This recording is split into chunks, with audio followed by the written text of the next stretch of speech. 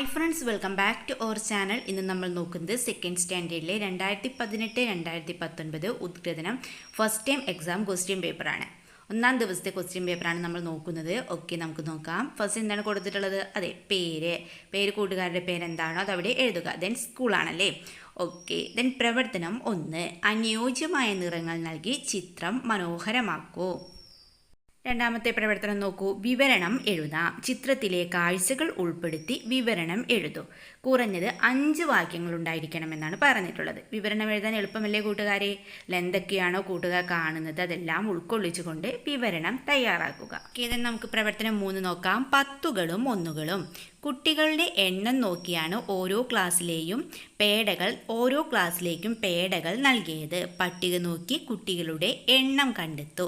Class 1, 10ൻ്റെ packet 5, 3ൻ്റെ packet 1. അപ്പോൾ കുട്ടികളുടെ എണ്ണം എത്രയായിരിക്കും? അതെ, 5ൻ്റെ പാക്കറ്റ് എന്ന് പറയുമ്പോൾ 5 എണ്ണല്ലേ ഉള്ളത്. അപ്പോൾ 5 10കൾ ചേർന്നാൽ അതെ 50. ദെൻ 3 1കളുമല്ലേ. അപ്പോൾ ആകെ കുട്ടികളുടെ എണ്ണം എന്ന് പറയുന്നത് 53.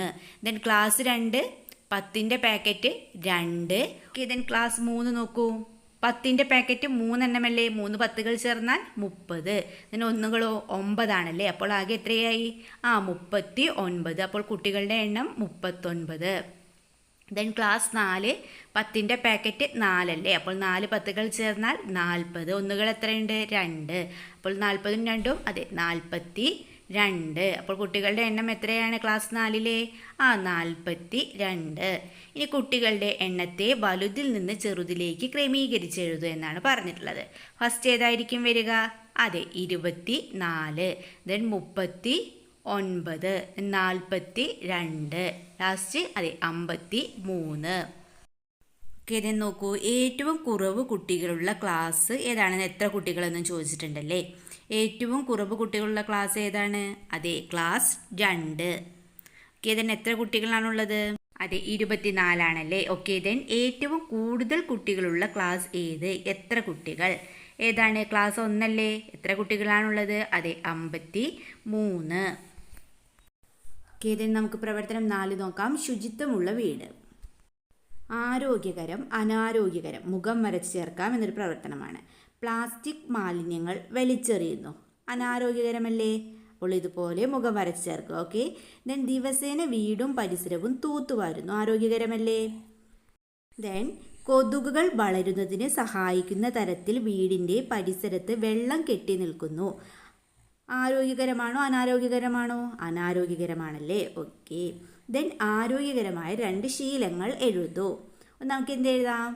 ദിവസേന വീടും പരിസരവും തൂത്തുവാരുന്നു. എന്തെഴുതാം? രാവിലെയും രാത്രിയും പല്ല് തേക്കുന്നത്. അതൊക്കെ എന്താണ്? ആരോഗ്യകരമായ ശീലങ്ങളാണല്ലേ. ഓക്കെ, ദെൻ നമുക്ക് അടുത്ത പ്രവർത്തനം എന്താണെന്ന് നോക്കിയാലോ. ഓക്കെ, ദെൻ പ്രവർത്തനം 5, കടങ്കഥയ്ക്ക് ഉത്തരം എഴുതൂ. അമ്പാട്ടെ പട്ടിക്ക് മുമ്പോട്ട് വാല്. ഉത്തരം എന്താണ്? അതെ ചിരവ. ദെൻ നിലം കീറി പൊന്നെടുത്തു. ഉത്തരം എന്താണ് കൂട്ടുകാരെ? അതെ മഞ്ഞൾ. ഓക്കെ, ദെൻ താഴെ പറയുന്നവ ഉത്തരമായി വരുന്ന കടങ്കഥകൾ എഴുതൂ. 1 ഫാനും 2 മത്തനും നൽകിയിട്ടുണ്ടല്ലേ. ഓക്കെ, നമുക്ക് എഴുതാം. ഫാൻ ഉത്തരമായിട്ട് വരും. നമുക്കൊരു കടങ്കഥ എഴുതിയാൽ എന്താണ്? 3 ചിറകുള്ള വവ്വാൽ. ദെൻ മത്തൻ കാള കിടക്കും കയറോടും. ഞാൻ എന്താണ് പറഞ്ഞിട്ടുള്ളത്? ഒരു കടങ്കഥ സ്വന്തമായിട്ട് എഴുതാൻ പറഞ്ഞിട്ടുണ്ടല്ലേ. ഒരു കടങ്കഥ സ്വന്തമായി എഴുതൂ. അപ്പോൾ കൂട്ടുകാർ എന്ത് ചെയ്യുക? സ്വന്തമായി ഒരു കടങ്കഥ എഴുതുക. ഓക്കെ കൂട്ടുകാരെ, അങ്ങനെ ക്വസ്റ്റ്യൻ പേപ്പറിലെ എല്ലാ ക്വസ്റ്റ്യൻസും നമ്മൾ ഡിസ്കസ് ചെയ്ത് കഴിഞ്ഞു. നിങ്ങൾക്ക് ഈ വീഡിയോ യൂസ്ഫുള്ളായി തോന്നുകയാണെങ്കിൽ തീർച്ചയായും ലൈക്ക് ചെയ്യുക, കമൻറ്റ് ചെയ്യുക. ഇതുവരെ ഞങ്ങളുടെ ചാനൽ സബ്സ്ക്രൈബ് ചെയ്യാത്ത കൂട്ടുകാരുണ്ടെങ്കിൽ തീർച്ചയായും സബ്സ്ക്രൈബ് ചെയ്യുക. ഓക്കെ കൂട്ടുകാരെ, നമുക്ക് മറ്റൊരു വീഡിയോയുമായി വീണ്ടും കണ്ടുമുട്ടാം. Okay, by.